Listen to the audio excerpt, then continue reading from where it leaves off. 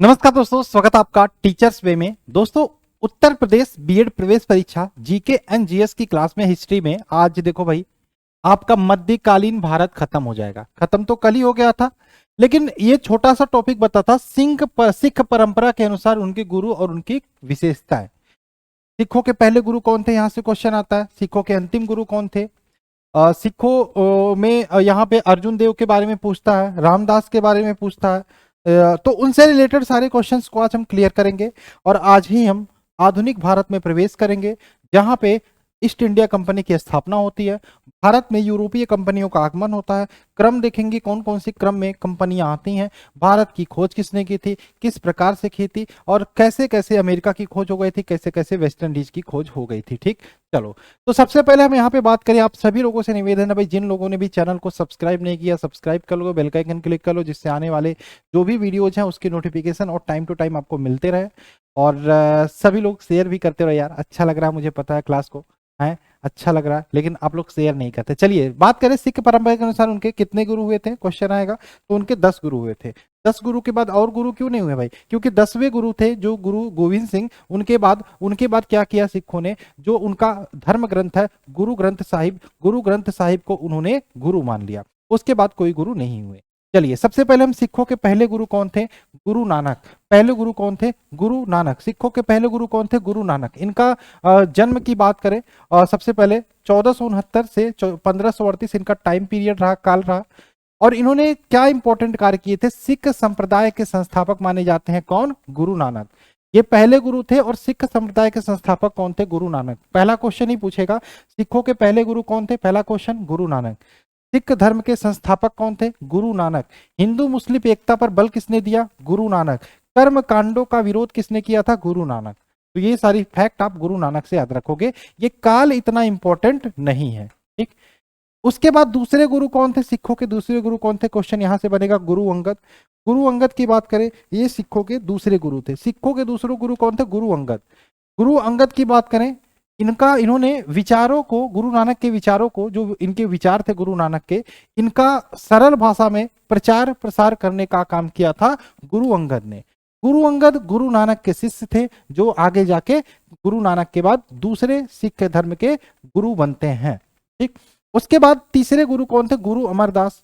अमरदास का time period 1552 से 1574 तक रहा। 1552 से 1574 तक रहा। अमरदास से रिलेटेड क्या इंपॉर्टेंट है, सिख संप्रदाय को संगठित करने का काम किसने किया, गुरु अमरदास ने किया।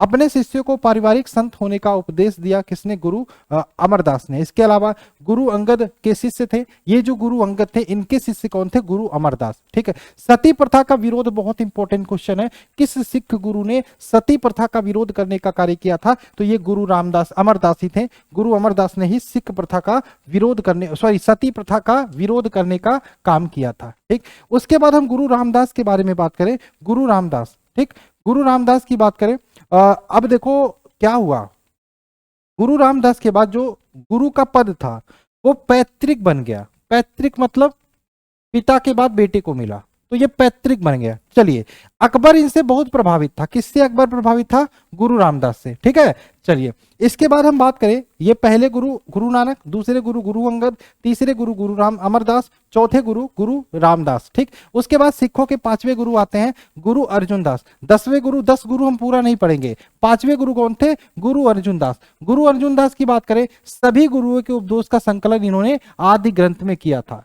स्वर्ण मंदिर किसने बनवाया था, गुरु अर्जुन दास ने। स्वर्ण मंदिर, अमृतसर का स्वर्ण मंदिर किसने बनवाया था, गुरु अमृतदास, किसने, गुरु अर्जुन दास ने। जहांगीर ने राजद्रोह के जुर्म में फांसी पर लटकवा दिया था किसको, गुरु अर्जुन दास को। तो गुरु अर्जुन दास की बात करें, इन्होंने जो भी उपदेश थे सभी गुरुओं को, उनको संकलन करने का काम किया एक ग्रंथ में। स्वर्ण मंदिर का निर्माण किसने करवाया, गुरु अर्जुन दास ने। इसके अलावा जहांगीर ने अर्जुन दास को राजद्रोह के जुर्म में फांसी पर लटकवा दिया था। इसके बाद 10वें गुरु, 10वें नहीं, ये आपके 6वें गुरु हैं, गुरु हरगोविंद। ज्यादा इंपॉर्टेंट आपके पहले दूसरे तीसरे हैं, ये पूछा जाता और 10वां पूछा जाता। ठीक, 6वें गुरु थे गुरु हरगोविंद। इन्होंने सिखों को सैनिक संप्रदाय बना दिया। शाहजहां के विरुद्ध विद्रोह करने का काम किसने किया था, गुरु हरगोविंद ने। ठीक, मैं जितना पढ़ा रहा हूं उतना पढ़ लो, इसके अलावा आपका कोई भी एग्जाम में एक्स्ट्रा नहीं आएगा।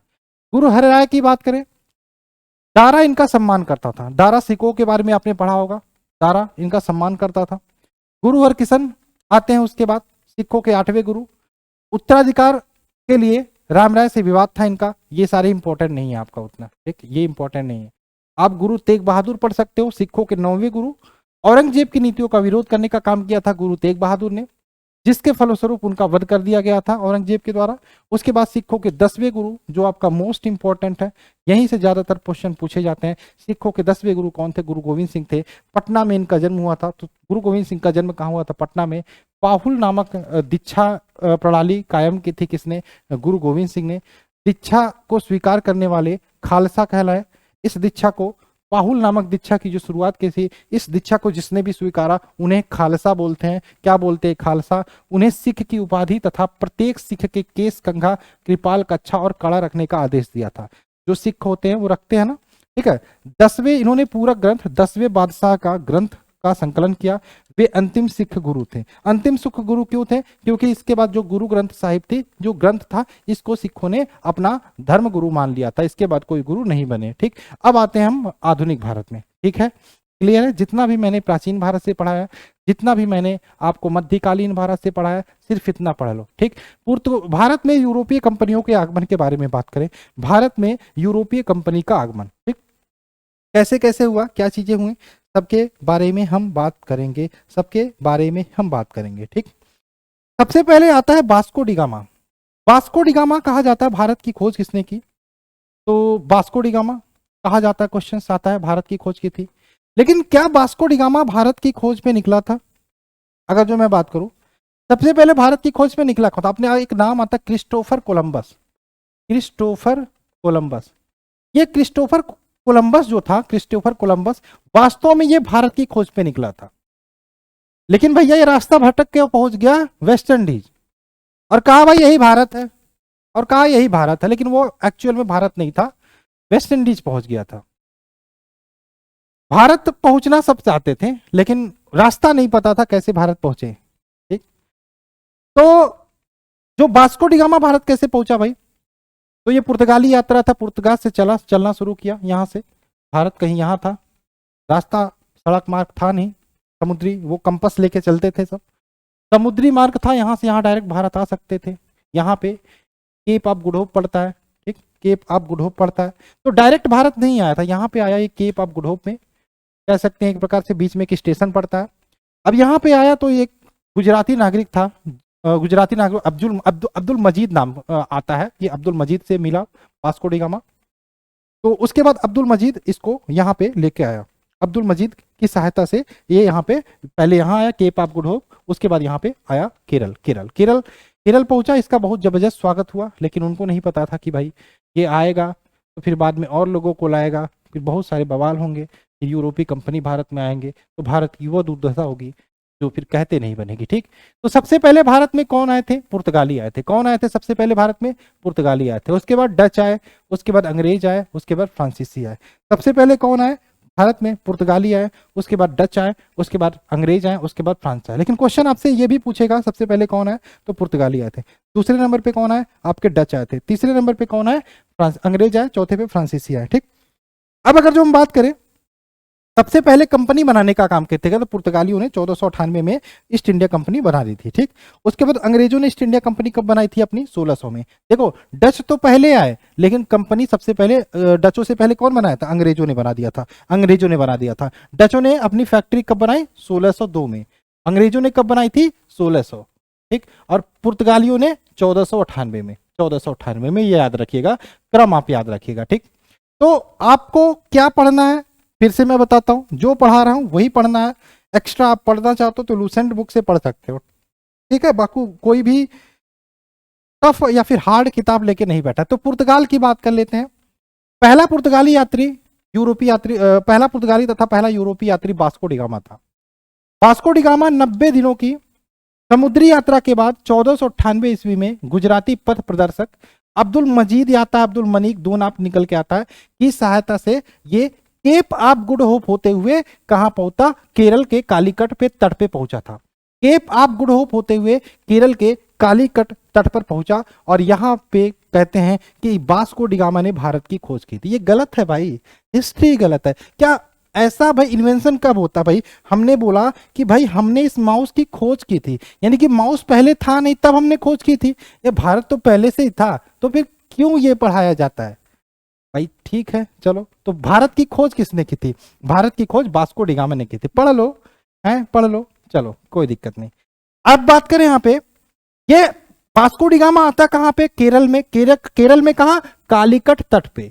अब कालीकट के राजा होते हैं जमोरियन, यहाँ के राजा थे जमोरियन। जमोरियन ने कहा भाई कोई बढ़िया नागरिक आ रहा है विदेशी, ले आओ जयमाला वयमाला, भव्य स्वागत करो पूरा, है। तो जमोरियन ने, शासक जमोरियन ने वास्को डी गामा का स्वागत किया। वास्को डी गामा ने भारत में काली मिर्च के व्यापार में 60 गुना अधिक मुनाफा कमाया। भैया भारत आया तो वो प्रभावित सबसे ज्यादा जो हुआ था यहाँ के मसालों से हुआ था वास्को डी गामा। तो वो सबसे पहले काली मिर्च ले गया, पुर्तगाल अपने देश ले गया होगा। अब 1 रुपया का खरीद के ले गया और वहां पे कितने में बेचा? 60 रुपया में बेचा। या पैसा पैसा हो गया। कहीं से किसी को पता चला होगा भाई ये यहाँ गया था और यहां से ये चीज लेके आया, इतने में बेचा। अब बिजनेसमैन जो होंगे उसका दिमाग काम करेगा टन से, भाई ये तो बड़ा बढ़िया सौदा है, तो यहाँ पे हमको बिजनेस करना चाहिए। तो यही चीज थी। इसके बाद अंग्रेजों पुर्तगाली आए, फिर अंग्रेज आए, डच आए, फ्रांसीसी आए, ये चीजें चलता रहा। ठीक, तो इसके बाद देखो 60 गुना अधिक मुनाफा में बेचा। इसके बाद पुर्तगाल का वायसराय, पुर्तगाल का भारत में पुर्तगाल का पहला वायसराय। उसके बाद जब पुर्तगाली आते हैं धीरे धीरे, तो पुर्तगालियों ने अपनी कंपनी बनाई, कंपनी भारत में बनाई। और उसके बाद पहला वायसराय 1505 ईस्वी में किसको नियुक्त किया भारत में पुर्तगालियों ने? फ्रांसिस्को दो अल्मोड़ा। ये क्वेश्चन पूछा जाता है, पुर्तगालियों ने भारत में अपना पहला वायसराय किसको नियुक्त किया था? Francisco de Almora, Francisco de Almora. दूसरा वायसराय अल्फांसो द अल्बुकर्क, ये 1509 में बना। 1505 से 1509 फ्रांसिस्को द अल्मोड़ा का टाइम पीरियड था। उसके बाद 1509 में Francisco de Alfonso de Albuquerque का टाइम पीरियड था। ठीक, अब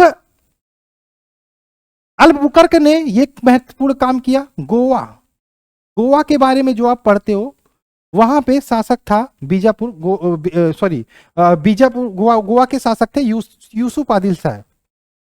तो बीजापुर के शासक थे यूसुफ आदिल शाह से अल्बुकर्क ने क्या किया? इस गोवा को जीत लिया, गोवा को जीत लिया, गोवा को जीत लिया। ठीक, अब गोवा को जीत लिया तो गोवा पे किसका हो गया कब्जा? पुर्तगालियों का। और उसके बाद पुर्तगालियों ने भारत में अपनी पहली फैक्ट्री कहां खोली? कोचीन में। तो क्वेश्चन क्या क्या बनता है यहां से देखिए, यहाँ पे देखो, गोवा दमन दीव पर पुर्तगालियों का 1900, भारत आजाद हुआ हो गया था, आपको पता होगा कि भारत आजाद हुआ था तब भी गोवा किसके कब्जे में था? गोवा पुर्तगालियों के कब्जे में था। इसको कब आजादी मिली? 1961 में, 1961 में। ठीक, चलिए, तो यहाँ से क्वेश्चन क्या क्या बनेगा एक बार देख लेते हैं, क्वेश्चन निकाल लेते हैं भाई। भारत में पुर्तगालियों का पहला वायसराय कौन था? तो फ्रांसिस्को द अल्मोड़ा। दूसरा वायसराय कौन था? Francisco de Alfonso de Albuquerque. Albuquerque ने किससे गोवा को जीता था? तो बीजापुर के शासक यूसुफ आदिल शाह से। पुर्तगालियों ने भारत में अपनी पहली फैक्ट्री कहाँ खोली? तो कोचीन में खोली। गोवा दमन दीव को पुर्तगालियों का शासन कब तक रहा? तो ये रहा 1961 तक। ये क्वेश्चन आपका यहाँ से बन सकता है। इसके बाद जब पुर्तगाली भारत में आए थे तो बहुत सारी चीजें अपने देश से लेकर आए थे। सबसे पहले अपने जैसे भारत में प्रिंटिंग प्रेस जो आई वो किसकी देन मानी जाती है? क्वेश्चन आता है, ये पुर्तगालियों की देन।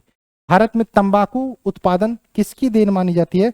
पुर्तगालियों की देन मानी जाती है। ठीक, इसके बाद अगर जो हम बात करें, भारत में पानी वाले जहाज लेकर कौन आए थे? ये पुर्तगाली लेकर आए थे, पुर्तगाली लेकर आए थे, पुर्तगाली लेकर आए थे। ठीक, इतना याद रहेगा, हाँ इतना याद रहेगा पुर्तगाल से, इतना याद रहेगा। उसके बाद डच की बात करें, डच ईस्ट इंडिया कंपनी की स्थापना होती है। ठीक, 1602 में होती है डच ईस्ट इंडिया कंपनी की स्थापना। डचों द्वारा भारत में पहली फैक्ट्री कहां खोली गई? पुर्तगालियों द्वारा कोचीन में, डचों द्वारा मसूलीपत्तनम में, डचों द्वारा मसूलीपत्तनम में। तो क्वेश्चन आएगा डच ईस्ट इंडिया कंपनी की स्थापना कब हुई थी? 1602 में। डचों के द्वारा भारत में पहली फैक्ट्री कहां खोली गई? मसूलीपत्तनम में। ठीक, इस कंपनी को डच संसद द्वारा 21 वर्षों के लिए भारत व पूर्वी देशों के साथ व्यापार करने का अधिकार प्राप्त हुआ। डच कंपनी को डच के संसद द्वारा, डच देश के संसद द्वारा 21 वर्षों के लिए भारत व पूर्वी देशों के साथ व्यापार करने का अधिकार प्राप्त हुआ। डचों के ईस्ट इंडिया कंपनी को भारत के मसालों से लगाव कम था, यानी कि जहां पे पुर्तगाली भारत के मसालों का व्यापार करके लाभ कमाते थे, वहीं पे पुर्तगाल जो डच थे ये किसी और चीज का व्यापार करते थे। ये भारत में मसालों से लगाव कम था, इंडोनेशिया के मसालों से वो अच्छा व्यापार करते थे। ठीक, इसके अलावा बात करें, डच लोगों ने पुलिकट में पैगोडा के नाम से सोने का सिक्का भी चलाया था, पुलिकट में। ठीक है, चलो आगे चलो।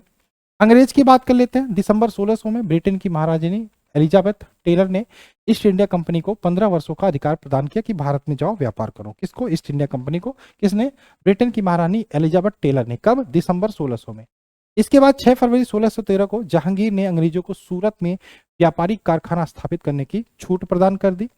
और उसके बाद कैप्टन हॉकिंस 1608 में हेक्टर नामक जहाज से भारत आया और उसने जहांगीर को खान की उपाधि दी। भाई जहांगीर ने भी उनको फैक्ट्री करने के लिए, स्थापित करने के लिए परमिशन दे दिया, परमिशन दे दिया। इसके बाद क्या हुआ? इसके बाद जब परमिशन मिल गया तो कैप्टन हॉकिंस आते हैं, कैप्टन हॉकिंस आते हैं और जहांगीर को क्या देते हैं? जहांगीर खान की उपाधि प्रदान करते हैं। ठीक है, सॉरी, कैप्टन हॉकिंस को खान की उपाधि मिलता है। जहांगीर के द्वारा कैप्टन हॉकिंस को खान की उपाधि प्रदान की जाती है। ठीक, क्लियर है यहां तक? क्लियर है यहां से? फ्रांस से रिलेटेड देख लेते हैं। फ्रांस से रिलेटेड, फ्रांसीसी ईस्ट इंडिया कंपनी की स्थापना 1664 में होती है। इस कंपनी के द्वारा, इस कंपनी के द्वारा पहली फैक्ट्री कहाँ खोली गई? ये इंपॉर्टेंट है। फ्रांस के द्वारा पहली फैक्ट्री सूरत में खोली गई थी। ठीक, फ्रांसीसी व अंग्रेजों के बीच 3 युद्ध हुए थे, जिसे कर्नाटक युद्ध कहा जाता है। ये भी इंपॉर्टेंट है भाई। जब कई देश एक ही देश में व्यापार करने आते हैं तो उनके बीच भी तनाव होता रहता है। कभी पोर्ट को यूज को लेके, कभी इधर उधर कि हम यहाँ व्यापार करेंगे आप यहाँ नहीं करेंगे, हम जिस रास्ते से जाएंगे आप उस रास्ते नहीं जाएंगे, तो इसको लेके बवाल होता रहता है। सबसे ज्यादा जो बवाल हुआ फ्रांसीसी व अंग्रेजों के बीच हुआ था। इसमें 3 युद्ध हुए थे, जिसे कर्नाटक युद्ध बोलते हैं। और एक एक संधि के साथ वो समाप्त हुए थे। जैसे प्रथम कर्नाटक युद्ध हुआ था 1746 से 48 के बीच, ये ऑस्ट्रिया के उत्तराधिकार युद्ध से प्रभावित हुआ था। ये क्वेश्चन बहुत इंपॉर्टेंट है, ये 3 की तीनों इंपॉर्टेंट है, इसको आप लिख के याद कर लीजिएगा। पहला कर्नाटक युद्ध 1746 से 48 के बीच हुआ था, ये ऑस्ट्रेलिया के उत्तराधिकारी युद्ध से प्रभावित था। ये तीनों युद्ध अंग्रेजी और फ्रांसीसी सेना के बीच हुए थे। द्वितीय कर्नाटक युद्ध की बात करें 1749 से 1754 में, इसमें फ्रांसीसी गवर्नर डुप्ले की हार हो गई थी। ठीक, और तीसरा जो कर्नाटक युद्ध था 1756 से 1764 तक चला था, 1764 तक चला था, इसमें पेरिस संधि के बाद समाप्त हुआ था। तो पहला कर्नाटक युद्ध ऑस्ट्रिया के उत्तराधिकार युद्ध से प्रभावित था। दूसरा कर्नाटक युद्ध में फ्रांसीसी गवर्नर डुप्ले की हार हो गई थी। तीसरा कर्नाटक युद्ध 1764 तक चला था, पेरिस संधि के बाद समाप्त हुई थी। इसके बाद एक और लड़ाई वांडीवास का युद्ध होता है 1760 में। इसमें अंग्रेजों ने आयुरकुट के नेतृत्व में फ्रांसीसियों को बुरी तरीके से हरा दिया था। अंग्रेजों ने फ्रांसीसियों को बुरी तरीके से हरा दिया था, किसमें? आपके वांडीवास के युद्ध में। ठीक है, तो ये संधि आपका इंपॉर्टेंट है, किस संधि से समाप्त हुआ? डुप्ले की हार हुई द्वितीय कर्नाटक युद्ध में, पेरिस संधि से समाप्त हुआ, और वांडीवास के युद्ध के 1760 में जो हुआ था उसमें अंग्रेजों ने आयुर्केट के नेतृत्व में फ्रांसीसियों को हराया था। ठीक है, तो अब इतना याद रखिएगा, बाकी प्रमुख संधियां ये हम कल करेंगे। ठीक, कल करेंगे, ये कर लेते हैं हम। 1857 का विद्रोह कल करेंगे। ठीक, प्रमुख युद्ध और संधियां। तो आप जो मैंने आपका कर्नाटक युद्ध तीनों बताया, वांडीवास का युद्ध पढ़ाया, ये आप पढ़ लेना, याद कर लेना। अब प्रथम आंगल मैसूर युद्ध की बात करें। ठीक, तो प्रथम आंगल मैसूर युद्ध कब हुआ था? 1767 से 69 में, मद्रास संधि के साथ समाप्त हुआ था। ठीक, मद्रास संधि के साथ समाप्त हुआ था। द्वितीय आंगल मैसूर युद्ध की बात करें, ये आपका मंगलोर की संधि के साथ समाप्त हुआ था। तृतीय आंगल मैसूर युद्ध की बात करें, ये किस संधि के साथ समाप्त हुआ था? ये आपका श्रीरंगपत्तनम की संधि के साथ समाप्त हुआ था। ठीक, और अगर जो बात करें चतुर्थ आंगल मैसूर युद्ध की, तो ये आपका टीपू सुल्तान की मृत्यु होती है यहाँ पे, इसके बाद ये समाप्त हो जाता है, इसके बाद ये समाप्त हो जाता है। ठीक, चलिए, क्लियर है?